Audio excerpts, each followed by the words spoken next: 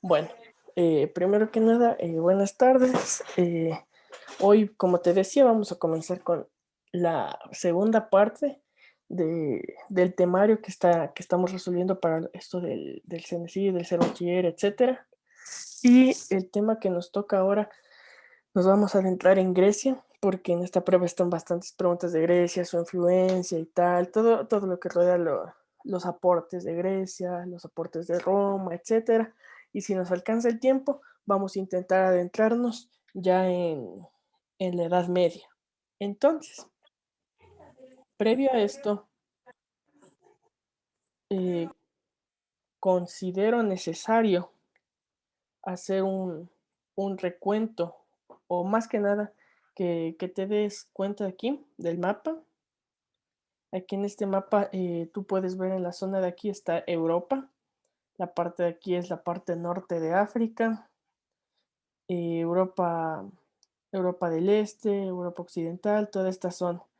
Pero donde quiero que prestes un especial énfasis es en esta zona, en la zona de Grecia. Y cómo posteriormente esto se llegó a extender por toda esta zona y la influencia que llegó a tener en lugares que se encuentran muy lejanos de su zona céntrica, por así llamarlo. Entonces, aquí tenemos el mapa de Grecia para irnos adentrando un poco ya en la geografía de esto. Bueno, aquí en este sentido vamos directamente a los antecedentes de esto, que esta antigua Grecia se encuentra en la isla de Creta, sería toda esta isla de Creta. Aquí, justo aquí la podemos observar. Aquí son sus inicios, en la isla de Creta. Sumado a eso, esto se encuentra en toda lo que es la península del Peloponeso, por donde también se llegó a extender junto al mar Jónico y al mar Egeo. Todos estos mares, como vimos en las clases pasadas, la influencia del mar junto a los ríos, etcétera, ocasionaban o generaban a favor ese crecimiento económico. Entonces, dicho esto, vamos a esto. Un minuto, esto. Listo. ¿Por qué hablamos aquí de la civilización cretense? Grecia tiene una influencia de otros periodos históricos. Esto, para verlo así, súper sencillo. Tenemos la civilización cretense, después tenemos la civilización micénica, posterior a eso tenemos ya la Grecia arcaica que surge, arcaica, luego la Grecia clásica y la Grecia helenística. Grecia clásica y la Grecia helenística. Cada uno de estos periodos, sobre todo el periodo de la Grecia cretense como de la Grecia micénica, fueron los primeros antecedentes que posteriormente dieron a lo que conocimos ya en el periodo de la Grecia helenística como el gran auge o la gran expansión que se llegó a tener. Aquí de una forma súper sencilla, la Grecia cretense, que tuvo, qué avance fueron, llegó a tener un avance en todo lo que es la agricultura, la ganadería, sumado a eso lo relacionado al comercio marítimo. ¿Por qué? Por las islas que se encontraban aquí, cercanas a esto, todas estas llegaban a tener el comercio con esta parte del mapa, con esta parte de Creta. Luego ya viene la segunda etapa que sería esta Grecia micénica. Esta etapa se desarrolla en el año 2000 antes de Cristo.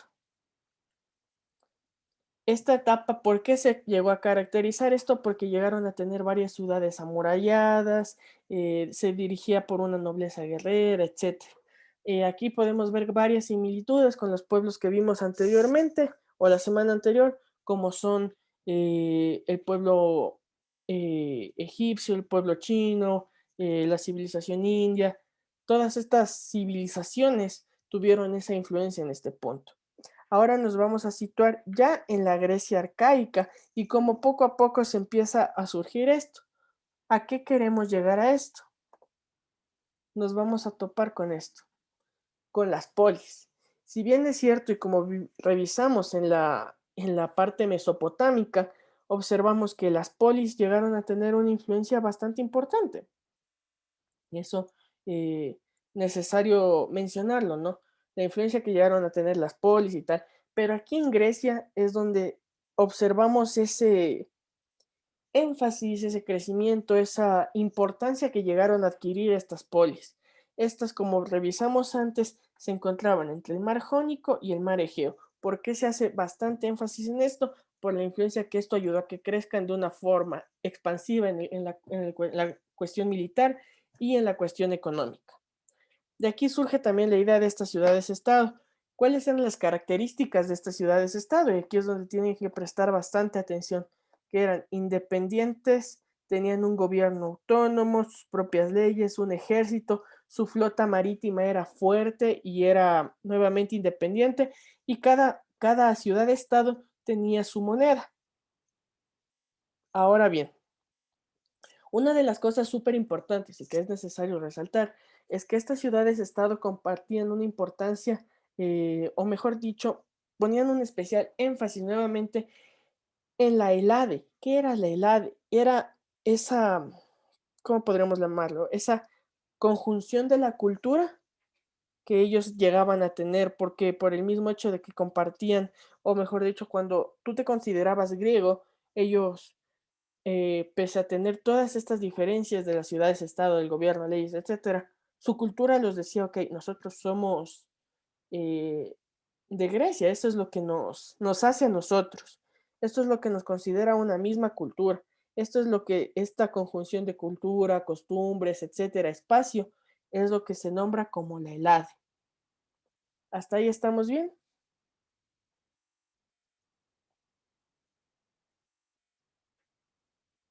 Sí, ¿no? Tal vez. Bueno, sí, ahí sí. Ya, hasta ahí vamos bien.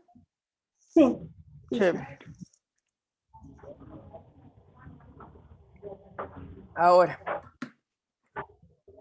esto lo vimos de una forma súper rápida, porque como una especie de resumen de lo que hacía referencia a esto. Grecia tenía valores en común. Aquí es en la Helade. Grecia tenía varios valores en común, dentro de los cuales quisiera resaltar algunos, como primero, la lengua. Todos ellos tenían la base del griego, compartían ese idioma. Es por eso, esa razón que te mencioné antes, que la idea de la Helade era esa cultura compartida, la lengua, el griego, luego lo que es en cuestión de la religión. Si bien es cierto, cada uno con sus variantes y tal, pero de una u otra forma compartían esa gran numerosidad de dioses, numerosos dioses. Todos esos numerosos dioses que compartían esto. ¿Esto qué fue lo que generó? Nuevamente, esa conjunción de cultura. Esto es a lo que más quiero llegar, que pese a ser ciudades-estado diferentes o separadas por tal vez un estrechos marítimos o estrechos terrestres, eh, los unía más poco a poco. Sumado a esto, había lo que se conocía como las fiestas panhelénicas. Todas y cada una de estas fiestas se celebraban en torno a todos los santuarios que se construían ahí. Tenemos, por ejemplo, el ágora, una de ellas, todas esas palabras que también se han ido rescatando hasta la actualidad, como la que te mencioné antes del ágora, donde ellos se reunían, todos los santuarios, para adorar a todos sus dioses griegos. De esos tenemos todo lo que es Zeus, Poseidón, etcétera, todos ellos. Pero algo que también es necesario rescatar y que es un rasgo de la cultura que se mantiene hasta la actualidad es la idea de los Juegos Olímpicos. Estos se realizaban en honor a Zeus y sobre todo tenían a cargo, bueno, se desarrollaban cada 4 años. ¿Exactamente desde qué año? Desde, si no estoy mal, es el 776 antes de Cristo. A partir de este año se empezaron a celebrar estos juegos en donde se medían las fortalezas más que nada de los hombres, porque ya vamos a ir a eso, pero sobre todo la sociedad griega era una sociedad súper machista en donde el papel de la mujer no era tan representativo. Si bien es cierto, en culturas eh, como la de Atenas no era tan representada en comparación contra los espartanos, pero el papel de la mujer no era tan notorio en este caso. Ahora, dicho eso de esa conjunción de culturas, vamos a hablar de la importancia o del aparecimiento de estas dos polis, de Atenas y Esparta. Si bien es cierto, la cultura griega tiene pasos como lo que es la gran colonización que llegaron a tener, se Una expandieron por... consulta, perdón. Claro, ¿Qué es polis? Carito, había un paciente ya. para pagar. La polis es lo que te mencioné antes, esto de aquí, las ciudades-estado. Esos son, esa es la polis. Ya, gracias. Y de las características que te mencioné antes de la polis, que son las ciudades-estado independientes, con un gobierno independiente, leyes independientes, un ejército propio, flota marina diferente y la moneda. Y ahí toda la cultura que te mencionaba. Eran diferentes polis. Déjame te dibujo. Ya. Eran diferentes polis que se situaban en las diferentes islas griegas, etcétera. Que cada una de ellas, ¿dónde está esto? Compartían una relación cultural bastante fuerte. Eran lazos que los hacía, que era un conocimiento, o mejor dicho, un reconocimiento hacia sí mismos de su cultura, de su importancia. Era todo esto, básicamente lo que abarcaba la polis. Desde la individualidad de las ciudades-estado, que eran las polis, desde su individualidad hasta inclusive su multiculturalidad, por así llamarlo, que pese a ser tener una cultura que se comparte o rasgos que compartían, tenían asimismo rasgos que los separaban totalmente. Ya vamos a ver esos claros ejemplos, o los dos más representantes, que son las dos polis, Atenas y Esparta. De ley debiste haber visto la película o tal vez en algún momento la de 300, la película de 300, tal vez. Sí. Ya, en la película de 300 ahí podemos ver el ejemplo de Esparta, del ejemplo espartano, que creo que es el que más se conoce en la actualidad, que eran los hombres guerreros, la cultura guerrera, como aquí puedes observar, era esa cultura. En su contraparte se encontraba Atenas. Aquí es súper importante esto. Y hay que aclarar algo. Previo a este gran crecimiento de estas dos polis, Atenas, Esparta y todas las que estuvieron antes, como las de aquí, todas estas polis que existieron, justo previo a eso, existió algo que se llamaban las guerras médicas. Y en estas guerras médicas, déjame, te confirman aquí en una de mis anotaciones.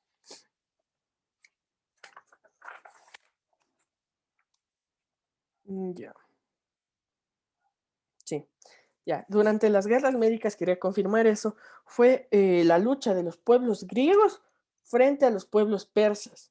Aquí tomamos otro actor que son los pueblos persas que tuvieron un crecimiento espectacular, un crecimiento magnífico, pero que al chocarse en estas dos guerras médicas que existieron, se pudo observar esa lucha por predominio griego, por el predominio de Grecia en este caso. Ahora bien, al llegar a Atenas, podemos ver ese esplendor político y económico, donde luego de esas cruzadas, por así llamarlo, tanto políticas, económicas, militares, que fueron, te voy a anotar aquí, aunque sí te he notado aquí, pero les voy a subrayar, de las guerras médicas, de ese encontrón que tuvieron tanto los espartanos como los griegos, se da ese esplendor político y económico. ¿Por qué es que quiero tener un énfasis aquí? Porque tanto los pertenecientes a Atenas se inclinaron más por un orden de la academia. ¿Qué hago referencia con esto? Un orden más cultural, donde el crecimiento de las ideas crecían exponencialmente, donde la cultura tenía un peso súper importante, donde si bien es cierto tenían poder militar, pero su poder se basaba más en esa cultura, en esa inteligencia que compartían. Y es en donde más tuvo importancia Atenas, en ese esplendor. Y de aquí surge la idea de la democracia, que ahora más que nada debes haberlo escuchado en lo referente, democracia, en lo referente a las elecciones. Que de aquí, esta es otra herencia que tenemos, la idea de la democracia, que tenemos como el fin perfecto, en donde los mayores representantes que vamos a tener nos van a conducir de la mejor manera, etcétera. Pero ¿de dónde viene esto etimológicamente? Demos es el pueblo. Eso significa la palabra demos, pueblo. Y kratia es la acción de gobernar. De ahí viene la idea de que la democracia, comúnmente de una forma súper simplificada, es el poder del pueblo.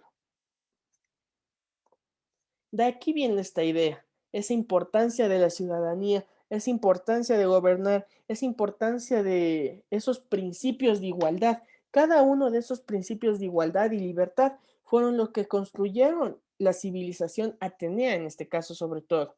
Nuevamente aquí para aclarar esto y que no se nos vaya la idea de las polis. ¿Recuerdas que te mencioné que compartían una herencia cultural, que eran súper similares, o que mejor dicho, compartían esa herencia en, en materia de la lengua, en materia de la religión, en las diferentes fiestas? Compartían eso que los hacía griegos, que ellos se consideraban hacia sí mismos griegos.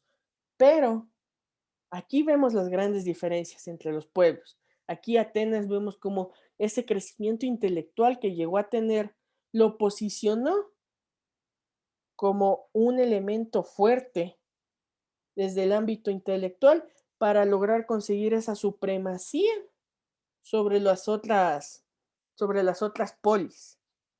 Ese es un ejemplo de las polis. Otro ejemplo es el de Esparta. Ya vamos a Esparta, pero antes de nada es necesario rescatar estos principios que también te suelen preguntar en la prueba, que es, déjame borrar esto que me salió horrendo. A ver, aquí estamos. Eso. Esta igualdad de principios, ¿cuáles son? La isonomía, la isegoría y la isocratía.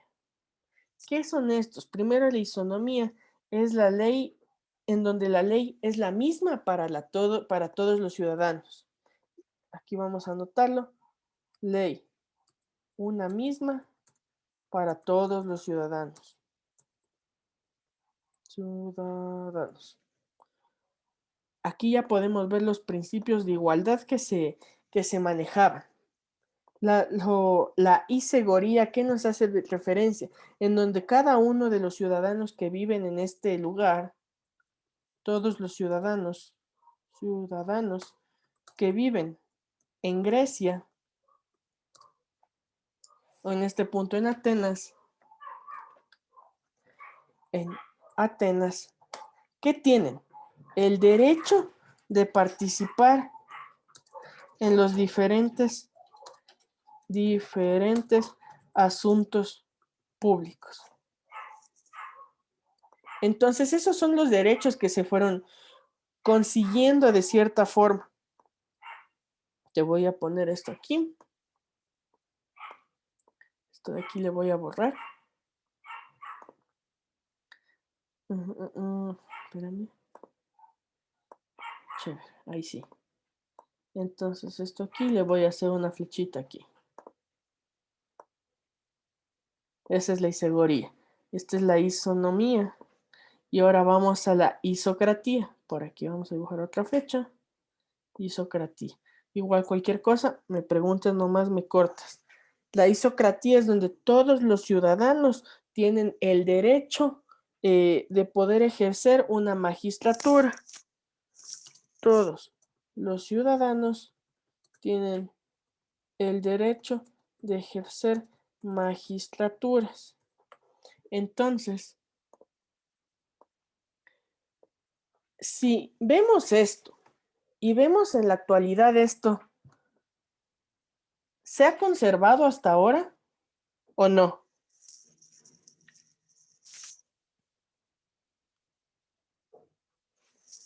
Te escucho. ¿Me repites la pregunta? ¿Cuál es? Dale. ¿Esto se ha conservado hasta la actualidad o no? Estos principios, esta igualdad de principios. Sí, Eso. Entonces, esas son las mayores herencias que nos ha dejado el pueblo ateniense. La democracia, sobre todo, si bien es cierto, era una democracia así de verdad que digas, wow, esto es una democracia como se la concebía antes, no lo era, pero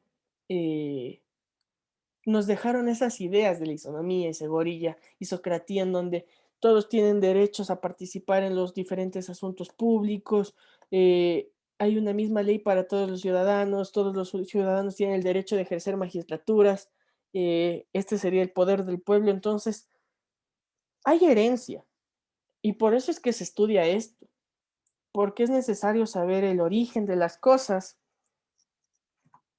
para poder entender su funcionamiento en la actualidad.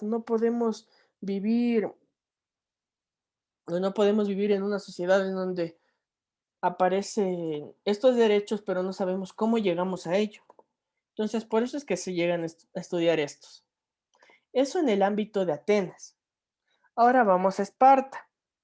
Aquí la oligarquía espartana tenía una gran fuerza.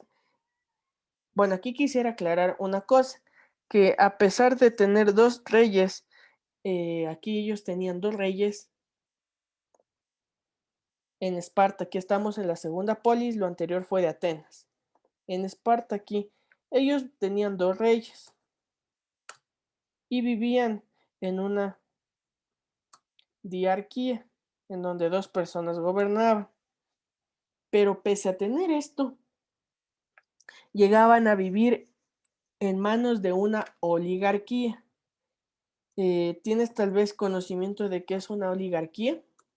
Porque hemos escuchado mucho esto que dicen la oligarquía, que esto, que el otro, pero muchas veces la gente solo dice esto sin saber, solo lo repite.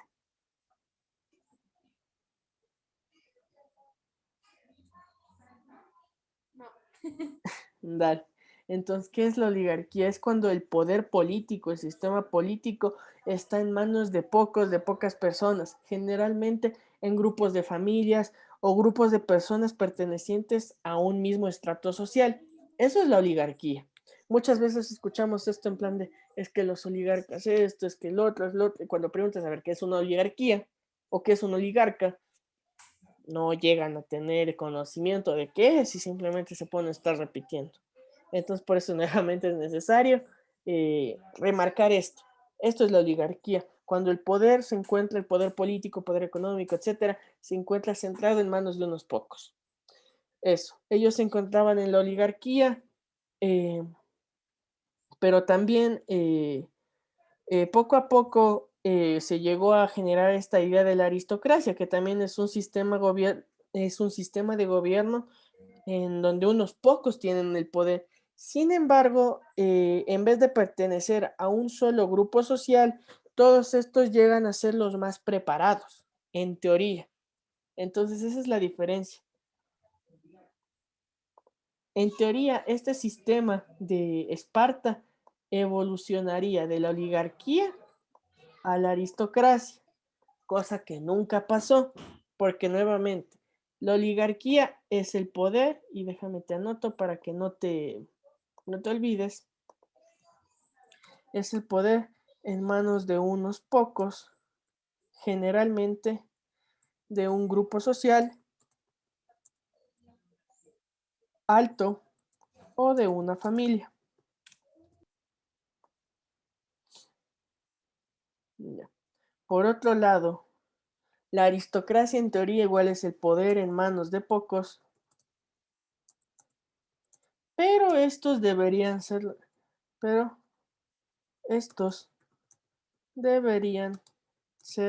los más preparados. Entonces, ¿Por qué tocamos todos estos conceptos? Porque te lo llegan a topar en la prueba. Normalmente te llegan a preguntar qué es la aristocracia o qué es la oligarquía o cuál es la diferencia de un oligarca frente a un aristócrata. Entonces, normalmente suele ser así. Otra cosa, inclusive, que cuando se llega a distorsionar el concepto de que son los más preparados, etcétera, se llega a considerar que es lo mismo, que es el poder en manos de unos pocos, pero estos pocos ya solo se mantienen por lazos sanguíneos. ¿Qué fue lo que pasó aquí? Justo fue exactamente lo que pasó aquí. En lugar de que evolucionaría de la oligarquía, de esos grupos altos, al poder en manos de los más preparados, esto pasó de estar en un grupo de los más altos socialmente al grupo de los lazos sanguíneos, del poder en manos de pocos por lazos sanguíneos, entonces de familia. Entonces era una mezcla entre la oligarquía y la aristocracia en el poder griego. Eso en ese ámbito. ¿Hasta ahí alguna duda? No. Chévere. ¿Aló? No. Ahora, vamos a hablar del rol de la mujer de Atenas versus la mujer de Esparta. Normalmente se topan estas dos polis porque son las que tuvieron mayor incidencia. Si bien es cierto, existieron un mayor número de polis, porque eran esas ciudades-estado pequeñas que te mencioné, pero son las más importantes y normalmente se toman de ejemplo este tipo de representaciones. Entonces, al referirnos a la mujer en Atenas, ¿cuál era el papel de la mujer en Atenas? Primero, un rol que tenía general es que no tenían derechos políticos. Por ende, no eran considerados ciudadanos, consideradas ciudadanas, en este caso. Ese primero era el primer rol en la mujer de Atenas. Sumado a eso, llegó a sufrir una exclusión brutal. ¿Por qué? Porque también no participaba oh, en los diferentes o en las diferentes decisiones que se llevaban en la polis. Era relegada al papel de madre.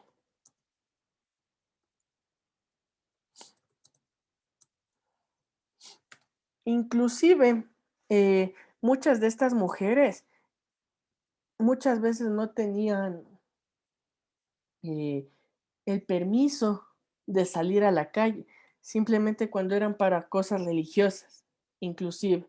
Entonces el papel y el trato que se le daba a la mujer era súper denso, eh, porque pasaban confinadas, vivían en un confinamiento.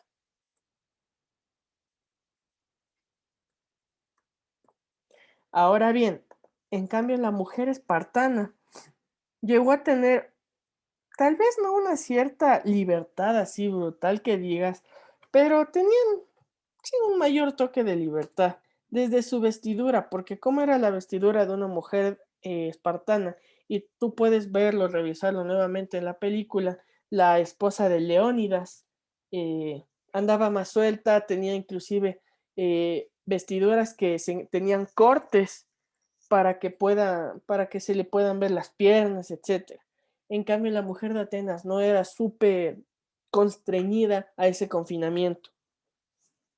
Nuevamente se dedicaba a la maternidad, como en todas las culturas que hemos visto ahora. ¿Y cuál era su papel dentro del matrimonio? Era meramente de reproducción, básicamente. Y simplemente se repetía nuevamente el rol con la mujer de Atenas, que no tenía participación política. Entonces, compartían roles casi, pero al menos la mujer espartana podía vestirse de una forma más libre, por así llamarlo, podría tener una mayor expresión, mayor voto, por ejemplo. Entonces, y aquí yo quisiera decir algo que es súper importante de igual forma, y es, ¿qué se necesitaba para ser un ciudadano? Entonces, los ciudadanos, o mejor dicho, para ser considerado ciudadano, ¿qué deberías tener? Ser primero hijo varón de padre y madre ateniense. Ateniense. Segundo, y bueno, y eso también porque, ¿cómo se llama esto ateniense? Porque aquí ya hablamos antes de que aquí se generó esto de la democracia, etcétera, etcétera, donde tuvo mayor importancia. Sumado a eso, tenías que llegar a ser propietario de tierras. Y justo en esta zona, en esta parte, quisiera que le prestes bastante atención porque esto también te llegan a preguntar, ¿qué necesitas para ser considerado ciudadano? Entonces, hijo varón de padre, madre ateniense, propietario de las tierras. ¿Por qué esto? Porque era el único grupo social que tenía derechos políticos y también tenías que tener el deber de pelear en guerras. Normalmente también se llega a considerar que tenías que tener una renta máxima y ahí te dan una cantidad, pero no te suelen preguntar así exactamente eso. Por eso paso de decirle esa cantidad, de decirte esa cantidad, pero básicamente así se comportaban esto, en este punto, para ser considerado ciudadano. Y las diferencias y similitudes entre la mujer de Atenas frente a la mujer espartana. Hasta ahí. ¿Alguna duda?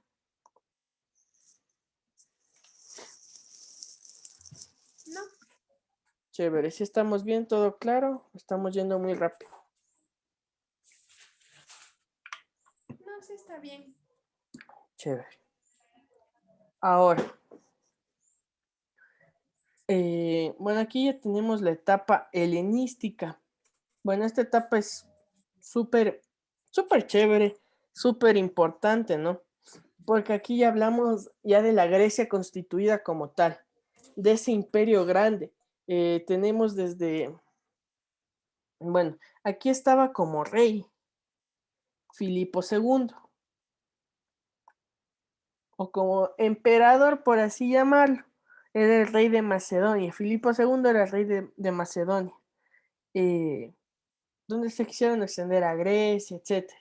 Pero lo importante de aquí, y que quiero resaltar, ¿no? Es que se extendieron luego de las conquistas de Tebas y Atenas con Filipo II.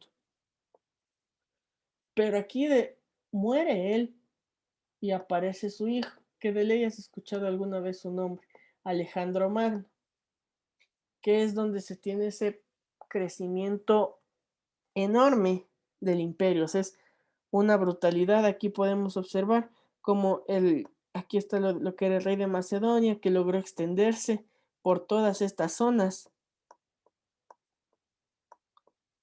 pero con la muerte de él, de Macedonia, de Filipo II de Macedonia, Alejandro Magno toma el lugar de rey y se extiende por todas estas zonas, por todas las zonas de Grecia, porque aquí ya existían las pugnas de poder entre las diferentes polis, etcétera.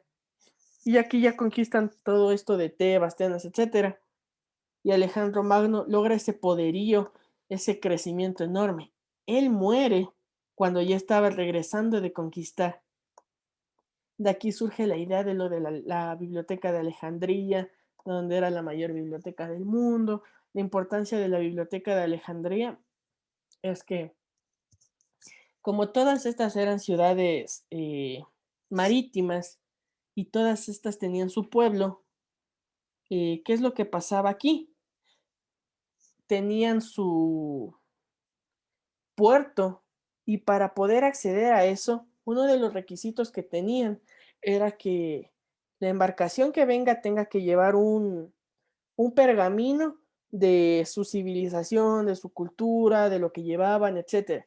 Y eso se guardaba en la biblioteca de Alejandría y era un un lugar súper importante en lo referente en lo referente a la educación, porque aquí todos los filósofos se reunían, compartían, hablaban, discutían, etcétera. ¿Por qué? Porque tenían una cantidad enorme, podríamos llamarlo como el Internet de ese entonces. Esta biblioteca era inmensa.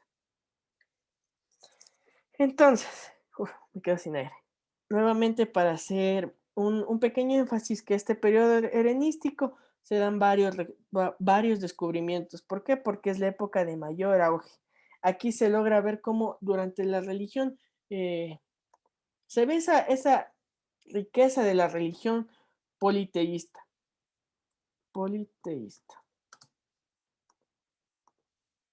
Esa riqueza de esta religión politeísta, en donde teníamos varios dioses nuevamente, aquí hablamos de Zeus, Ares, Poseidón, no me acuerdo de otros más, no soy muy bueno en esto de los dioses, pero es básicamente esto, la importancia de la religión que nos dio. De aquí viene algo súper importante, que es la filosofía. De aquí surgen varios filósofos, tenemos diferentes periodos, tenemos el periodo milesio, el periodo ático, que es de acuerdo a los filósofos que se encontraban. Pero ¿cuáles son los más importantes? Tales de Mileto, tenemos a Sócrates, tenemos a Platón, como los mayores representantes de esto. Pero para ver esto de la filosofía, tenemos que en verdad tener muchísimo tiempo porque hay que topar filósofo por filósofo, sus análisis, descubrimientos, etc. Ahora, en cuestión de la matemática, un representante de esto fue Tales de Mileto, el que mencionamos arriba. ¿Por qué? Porque él desarrolló varias bases de la geometría. ¿Recuerdas qué otra cultura de las que habíamos revisado antes eh, tenía importancia en la geometría?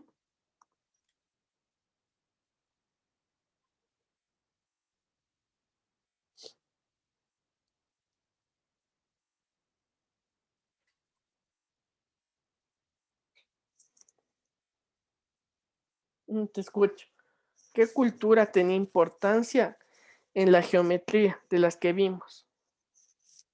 La cultura china. Perfecto.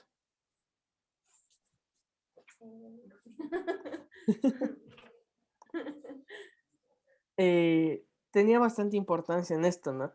De aquí también tenemos, en cambio, en cuestión de la física, a Arquímedes. Esto es súper tedioso. Esta materia en sí, de la parte de lo que ya es Grecia y tal, no me gusta mucho porque es súper tedioso, pero es bastante importante, ¿no? Por eso es que nos ponen literal un apartado solo de Grecia. Entonces, nuevamente tenemos aquí a Arquímedes, en donde se llegó a posicionar sus ideas en lo referente a lo que es el peso y el desplazamiento de los cuerpos sólidos en el agua. Esto te lo pongo así como por mencionar, ¿no? Porque tal vez, o sea, tendrías que ser bien salada para que te digan exactamente. Arquímedes se desarrolló en esto, o sea, súper salada, pero es bueno mencionarlo, ¿no? Capaz que sí, no mentira. O sea, capaz con tu suerte, tal vez. Ahora, en cuestión de la astronomía, y es un avance súper importante, es en donde se observa que ya dieron avances a la esfericidad de la Tierra. De aquí ya surge esa importancia, o mejor dicho, esos primeros estudios en que la Tierra es redonda. De aquí ya empiezan a surgir esas ideas, esas luces, para que después, mucho más adelante, venga un científico y diga, sí, la Tierra es redonda. O sea, es súper importante esto. Después viene esto de la medicina, en donde aquí y alguien que quiere seguir medicina tiene que hacer el juramento hipocrático. ¿Y esto por qué? porque el padre de la medicina, Hipócrates, fue el que tuvo grandes avances en este punto. ¿Por qué? Porque llegó a diferenciar, logró entender y a diferenciar los síntomas o las causas de las enfermedades, en el sentido de que si veía a alguien con fiebre, decía, ok, fiebre, ok, esto tal vez puede causar esto, o Hipócrates, o mejor dicho, o la tos, esto tal vez es causado por esto. Entonces, este padre de la medicina empieza a ver esto y todos esos avances que se evidencian ahora. Aquí nuevamente, cualquier persona que estudie medicina va a hacer su famoso juramento hipocrático. En el ámbito de la biología, muchísimo más también. En el ámbito de la biología tenemos que los aportes más importantes por estos fueron la idea de la anatomía, que ya empezaron a darse cuenta, anatomía. También tenemos la idea de la fisiología, de la reproducción y de la etología de los animales. Esto, ¿por qué filósofo fue? Bueno, aquí hay algo que aclarar. Estos manes eran en plan de, literal, no tenían nada que hacer e hicieron demasiado. O sea, ellos hicieron, fue una de las épocas de mayor importancia y crecimiento intelectual del hombre en toda su historia, porque, wow, tuvo un avance significativo. O sea, si todas las culturas tuvieron un avance así, un avance importante, la cultura griega despuntó de toditas por su importancia y todos los descubrimientos que tuvo consigo. ¿Quién fue el que tuvo estos avances de la biología? El gran y bueno Aristóteles. Todos estos avances existieron. Sin embargo, también hubieron avances en lo referente a, y déjame uno aquí, no creo que tengo por acá, una de estas, sí. Entonces, también existieron avances en lo referente a lo que es la literatura. ¿Con qué? Con la poesía oral. Aquí salían la poesía oral con los poemas épicos, etcétera. Todos esos, ¿cómo te puedo explicar? Todos esos, tiene un nombre en el lenguaje, no recuerdo en este momento. Se me fue la palabra. Pero bueno, género, ese es. Todos los géneros literarios que existieron también se fueron desarrollando algunos aquí. Por ejemplo, el género épico, etcétera. Tenemos también la lírica. Esto de ley vas a ver en literatura. Y es súper pesado eso también, porque son full géneros. Pero la cosa es reconocerles o ver las diferencias. Pero aquí se desarrollan, o sea, tienes que agradecerles aquí a los griegos que inventaron esto. También tenemos avances en lo que es el teatro. ¿Por qué? Porque si ya desarrollaron la poesía oral, la lírica, etcétera, ya desarrollaban el teatro, las diferentes representaciones que se daban.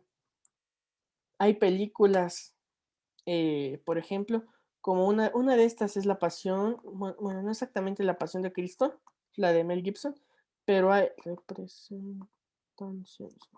Hay una película de esa época, o sea, que representa esa época, en donde te muestra cómo eran estos teatros, o sea, eran máscaras de este tamaño hechas como con una especie de yeso, en donde el que hacía el monólogo se ponía, hablaba así, y luego cambiaba de máscara y así. O sea, de aquí surge todo esto. De aquí surge la idea de las tragedias en el teatro, la idea de las comedias. Todos estos avances son enormes. La historia, aquí surge también el padre de la historia, quien es Heródoto, que comenzó con estas narrativas en general, y lo que posteriormente se desarrolló y conocemos como la historia. Uf, hasta ahí vamos bien. Sí. Es súper largo esto, por eso te digo que, o sea, hasta aquí vamos exactamente en la Grecia helenística. Empezamos a las 4:10 con la con la civilización cretense, que estaba en el 2000 antes de Cristo. Ahorita estamos en el 200 antes de Cristo. Entonces estamos avanzando 1800 años aproximadamente hasta ahorita, de una forma súper resumida y súper rápida.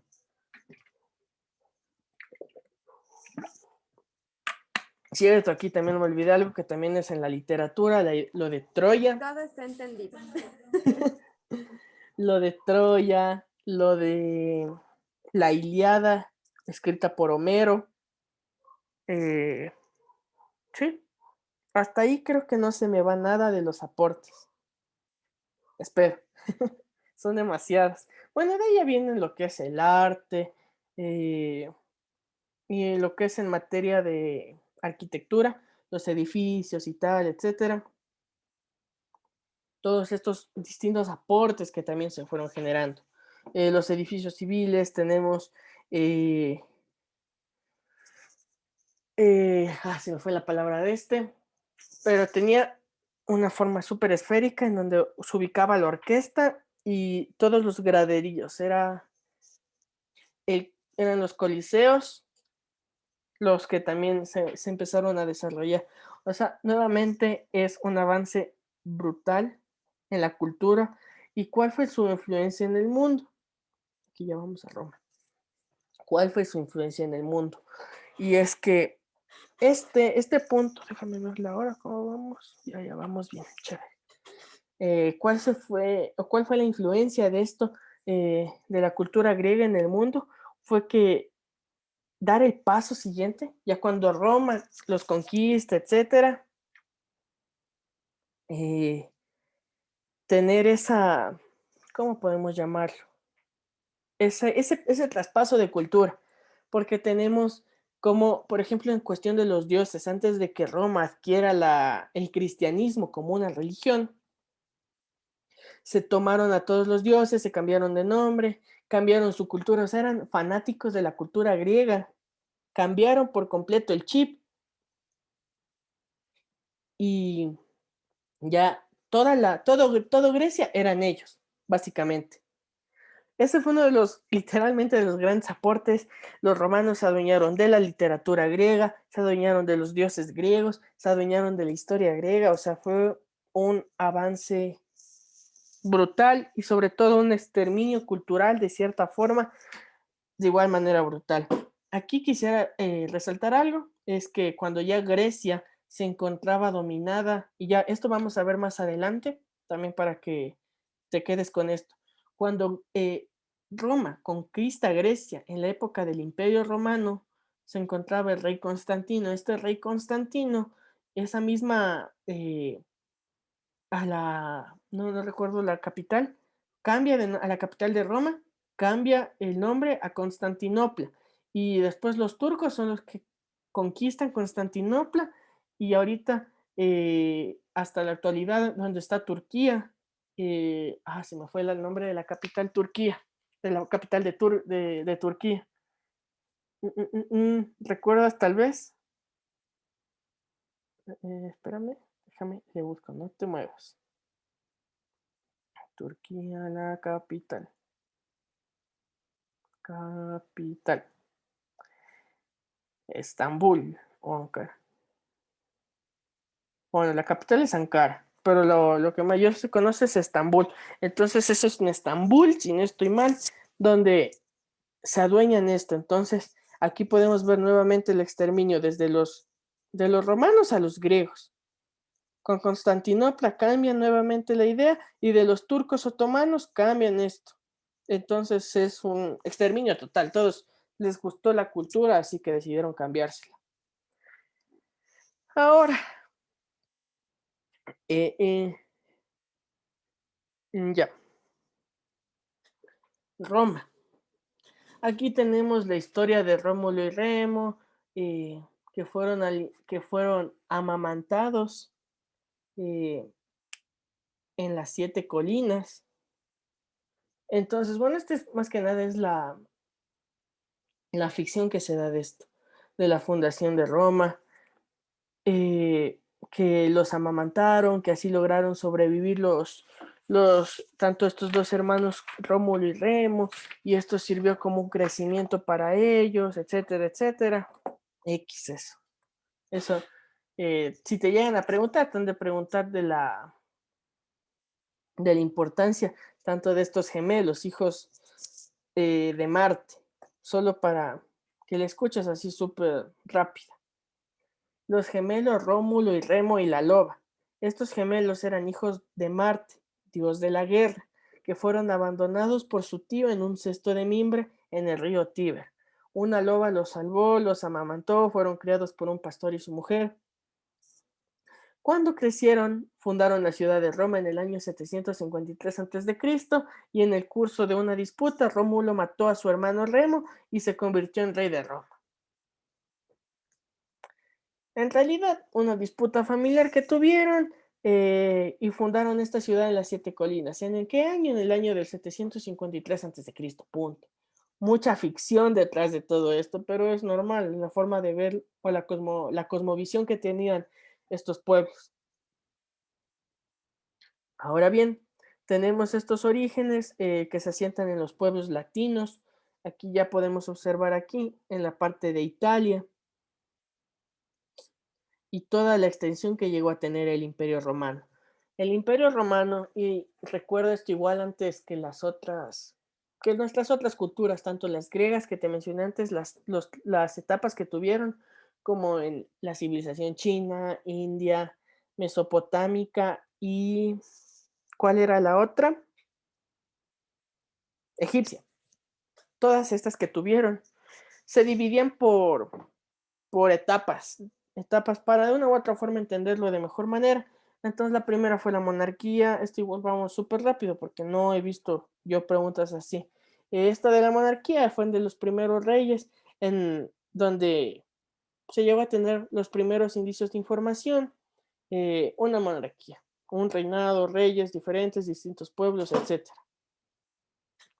Dos, la república. Esto hay que prestarle un poco más de atención. ¿Por qué? Porque luego de que todos estos pueblos se llegaran a sublevar contra estas monarquías, se empezó a instaurar esta forma de gobierno. ¿Esto en qué año se llega a instaurar? En el 509 antes de Cristo. Entonces, mientras ellos estaban desarrollando por aquí, los, los griegos estaban llegando como que al tope de su expansión y los romanos ya se encontraban en ese punto empezando a surgir. Ya va a llegar ese tope en donde se juntan, chao Grecia, y aparece Roma. Aquí surge la idea de los magistrados, el senado, términos que los conocemos hasta ahora, los cónsules, los pretores, la asamblea, que ya viene de la herencia griega con la importancia del ciudadano, pero se empieza también a construir aquí. Dentro de esta sociedad romana aparecen también, la división de clases, pero algo que eso tienes que reconocer bastante, y suele haber confusión en eso, es la diferencia entre los patricios versus los plebeyos. De una forma súper sencilla, patricios, ricos, plebeyos, los pobres, pero eso es una reducción. Aquí estoy apelando inclusive al reduccionismo. No me gusta mucho apelar a eso, pero para entenderlo, ¿no? Estos patricios pertenecían a las familias más ricas, a los propietarios de grandes tierras, a toda esta concentración que existía económica y social. Los plebeyos eran los pequeños propietarios, los que no tenían derecho a gobernar, los que debían pagar impuestos para estos patricios, para que los entiendas así súper. La relación más que nada. Bueno, de aquí pasa toda esta época de los romanos, de la influencia, también inclusive el papel de la mujer en Roma fue nuevamente casi el mismo que se topaba durante ya todo el tiempo anteriormente mencionado, en donde nuevamente no tenían derechos políticos, dependían siempre del hombre, del marido, etcétera, con frecuencia que se dedicaban a tejer. Ahora, eso en leyes generales. Ahora las patricias, que eran las del estrato alto, no es que tenían muchos derechos, de hecho, y no sé, podían reservarse a la idea de que eran patricias, o tenían la influencia económica, pero no es que podían asistir a los ritos religiosos o, o por ejemplo, no podían inclusive ni siquiera participar, no sé, en ceremonias. Entonces, se repite la tónica. Solo hay que tener en mente que el rol de la mujer en donde mayormente se vio prominente fue en la cultura egipcia. Ahora, en lo que es cuestión del imperio, y aquí ya se ve el crecimiento expansivo más brutal que se ve. Bueno, esto comienza desde la República, ¿no? Como puedes observar aquí. Bueno, desde aquí, Roma en el 264 a.C. Bueno, este ya es un mapa del desarrollo cuando ya existía. A todos los territorios con la mayor expansión que llegaron a tener. Y el imperio, aquí se llega a dar ya la Pax Romana. ¿Qué era la Pax Romana? ¿Alguna vez has escuchado eso? No. Ya. ¿Qué es la Pax Romana? En donde todo el mundo tenía la atención en Roma. Esta parte del imperio llega a ser increíblemente importante en Roma. O sea, de aquí también surge la idea de todos los caminos llegan a Roma, por donde ya vamos a ver más adelante sus avances, pero dentro de sus avances principales se encontraba la creación de los caminos, etcétera. Eh, eran, a ver, eran exactamente caminos de piedra que conectaban a las diferentes ciudades, pero eran súper avanzados para la época, eran hermosos, porque antes el traslado entre estas zonas, este egipcio, África, montaña, Hispania, que era Galia, Grecia, Panoya, Dacia, Dalmacia, Macedonia, Grecia, o sea, era súper, súper de tierra. En cambio, con ellos empezaron a desarrollar esos caminos de piedra para poder facilitar el transporte. Junto a inventos ya de la rueda. ¿Quién había inventado la rueda? Eso lo vimos. ¿Quién había inventado la rueda? Si no lo recuerdas, no te olvides que está aquí en esta hoja.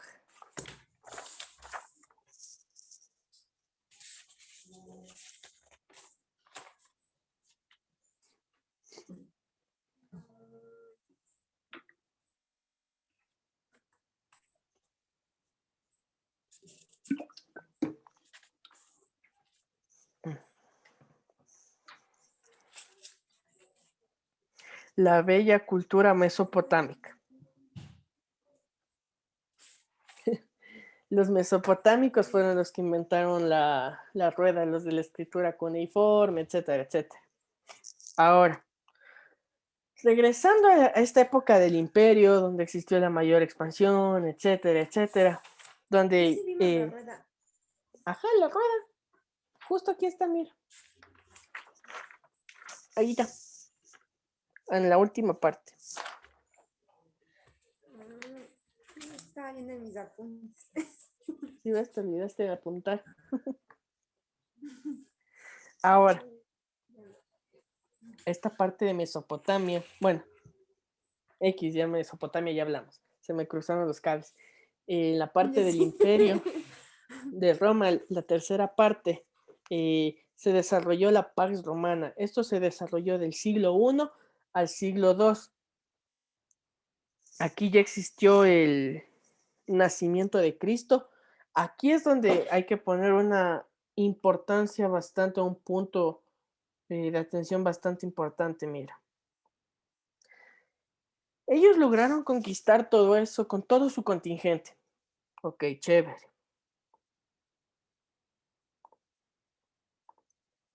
Espérate. El siglo cero, que es lo que se nombra como el nacimiento de Cristo. Entonces, ¿qué fue lo que ocurrió aquí? esta época de la Pax Romana, donde todos los ojos eran hacia Roma, donde fue la época de los grandes emperadores romanos, donde Grecia logró conquistar territorios, mejor dicho, Roma logró conquistar territorios de Grecia, los propios donde se desarrollaba Roma en la Italia, territorios de Egipto. Este crecimiento fue magnífico, duró 630 años. 630 años fue lo que duró esto. ¿Desde qué año? Desde el 1450 antes de Cristo. Desde el año 1450 antes de Cristo duró la Pax Romana hasta el año del 180 después de Cristo, DC. Y tú dirás, pero ¿por qué hasta el 180 después de Cristo duró la Pax Romana? Y si no te lo preguntas, yo te pongo esa pregunta de por qué tal vez llegó a durar la Pax Romana todo este tiempo. Por el aparecimiento de un célebre personaje, muy aparte de la idea de la religiosidad, un personaje histórico llamado Jesús o Jesús de Nazaret. Este personaje, luego de su muerte de los 33 años, de lo que nos dice la Biblia como un libro histórico, si lo vemos, ¿qué nos mencionan aquí? Pasado el siglo cero, a los 33 años después de Cristo, en este caso, se llegó a creer que la idea de Cristo, de Jesús, pasaba, o sea, ya era algo súper pasajero, algo que no iba a tener importancia. Un grave error para los romanos, porque esto fue el inicio de todas las revueltas que se empezaron a dar. Normalmente los cristianos se escondían, se llegaron a esconder y poco a poco empezaron a crecer más por la idea de Jesús. Entonces, ¿cómo se llegaban a conocer inclusive ellos? Por ejemplo, se encontraban en tal lugar y hacían esto. Uno hacía esto. Y si el otro era cristiano, un seguidor de Cristo, hacía esto. Y representaba el pescado, que era uno de los insignias de Jesús en este caso. Entonces, nuevamente, volviendo a esto. ¿Dónde estamos? Estamos aquí. Volviendo a esto. En el momento que Jesús muere, se mueve por completo todo el tablero. Y son todos esos años, todos esos 177 años, de hecho, 980, sí, esos 177 años que se empezó a sacudir y empezó a crecer de una forma increíble la idea del cristianismo. Los romanos empezaron a tener problemas con esto y empezaron a tener nuevamente lo que te digo, los diferentes problemas, teniendo esa desestabilidad realizada por Jesús. O sea, luego de su muerte fueron 177 años los que tuvieron ese problema. Ahora bien, ¿qué fue lo que pasó aquí? ¿Eso quedó súper claro? Sí. Chévere. Entonces, luego de eso, empezaron a ver que Roma era un territorio, es que era idiotamente enorme, o sea, no tenías palabras para eso, era enorme, o sea, no había forma de controlarlo. ¿Qué fue lo que se hizo en ese entonces? Se decidió la división del imperio, porque el imperio llegó a tener una crisis desde el siglo III hasta el siglo IV. Empezó a tener esa gran desestabilización todo este imperio romano. No quiero pasar aquí una cosa ya. Una cosa que quisiera resaltar antes de esto, antes de llegar a su destrucción total del imperio romano, es que el imperio romano, uno de sus grandes aportes fueron los acueductos y las termas. Ese fue uno de los grandes aportes del imperio romano y de la Pax Romana sobre todo. Ahora, dicho eso, tenemos tenemos a Constantino, ¿no? Constantino llega a un punto en donde él, previo a su muerte, decide bautizarse. Y con esto todo el imperio romano dejó de adorar a todos esos dioses y se acogió a la figura de Jesús como Dios máximo porque Jesús nunca predicó una religión, sino predicó un modo de vida. Y eso hay que tener en claro. Después eso se convirtió en una religión, pero eso, todo el imperio se acogió a ese modo de vida y lo transformó en una religión que sería el cristianismo en este caso. De aquí es donde surge la idea del greco-romano cristianismo, en donde es esa transformación de los romanos, el cristianismo durante el imperio de Constantino.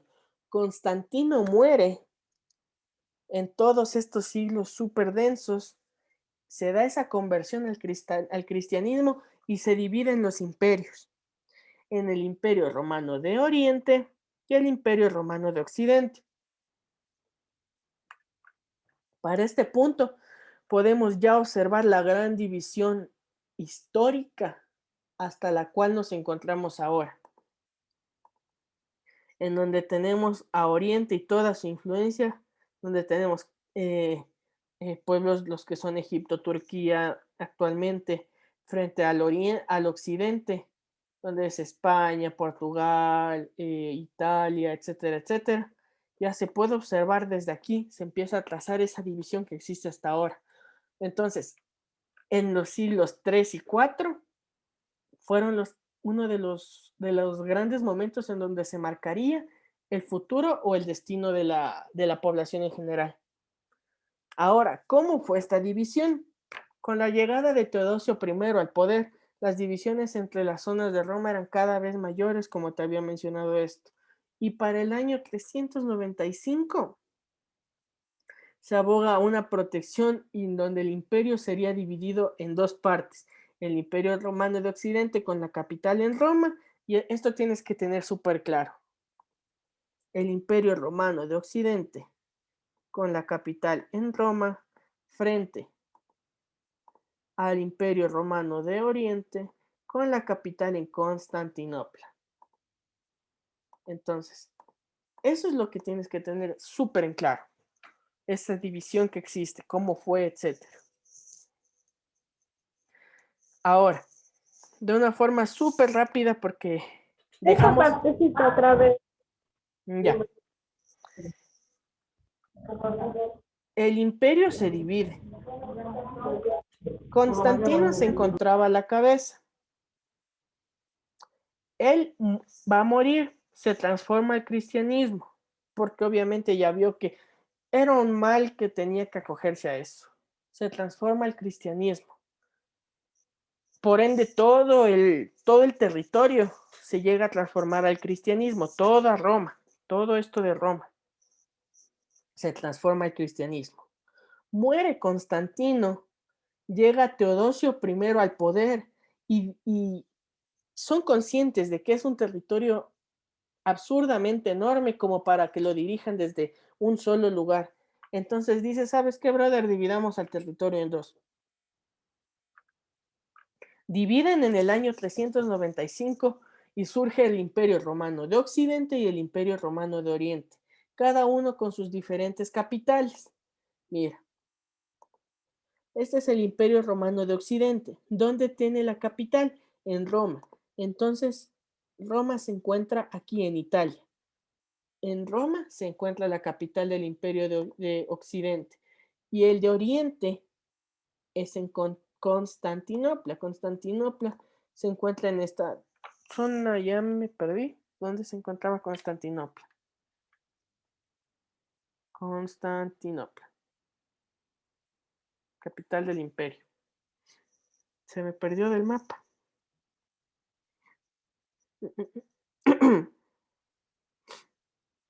Ya, entre el Mar Negro, perfecto.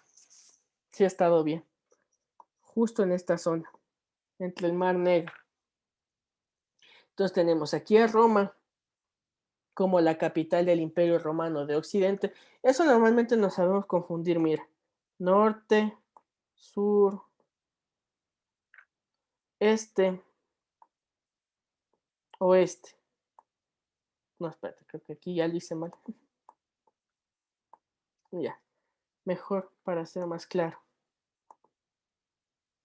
para que se entienda bien esto. Norte, sur, y para que tengas claro aquí ya directo, oriente y occidente. Entonces, ahí se puede ver mucho mejor la especificación de cómo se divide el imperio de Occidente, el imperio de Oriente, hacia el norte, hacia el sur, cómo se encontraba dividido. Esto cómo pasó cuando Constantino murió. ¿Qué pasó?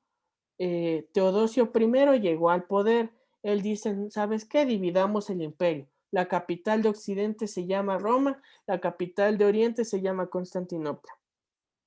Mucho mejor ahí. Sí, ahí sí. Perfecto. Entonces, en estos 10 minutitos vamos a ver el legado de la cultura romana. Bueno, esto le vamos a ver de súper rápido. Roma, al absorber la cultura griega, comenzaron a hablar en el griego, etcétera, pero al tener una influencia en todo el vasto territorio, como te había indicado aquí, todo este, todo este territorio enorme, llegó a convertirse en la base para las lenguas romances que se mencionan, que son el, el español, el catalán, gallego, portugués, francés, occitano, provenzal, italiano, rumano, sardo, romanche. El francés, todas las lenguas que se hablan en esta región tienen la influencia de Roma. ¿Sí? Asimismo, el derecho romano, que es lo que más se estudia ahora por la influencia que tuvo, porque, eh, ¿cómo se llama esto? Llegó a tener una influencia súper importante, pero lo que tenemos que resaltar aquí, más que meternos en materia de derecho, es cómo Roma, con sus leyes, etcétera, que ya venían absorbidas de Grecia, las adaptó de una forma súper importante para crear el legado del derecho romano. Eso es lo importante que tenemos que resaltar aquí, más que meternos en materia de derecho, etcétera. Pero esto es lo importante de aquí. Y bueno, esto de aquí. Ahora, recién para este momento acabamos todo lo que es las culturas antiguas de Europa. Las 5 grandes que te había mencionado, sin contar a Roma como una. Las 5 grandes.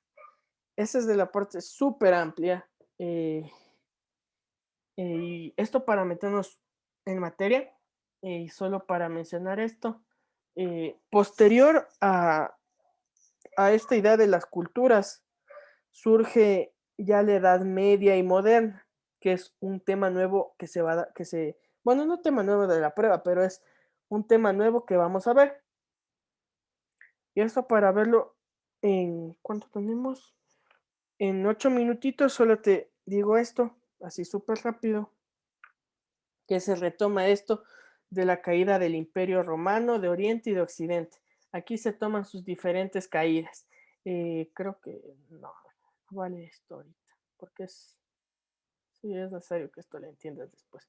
Entonces, hasta aquí, dejémosle esto. Déjame paro la grabación.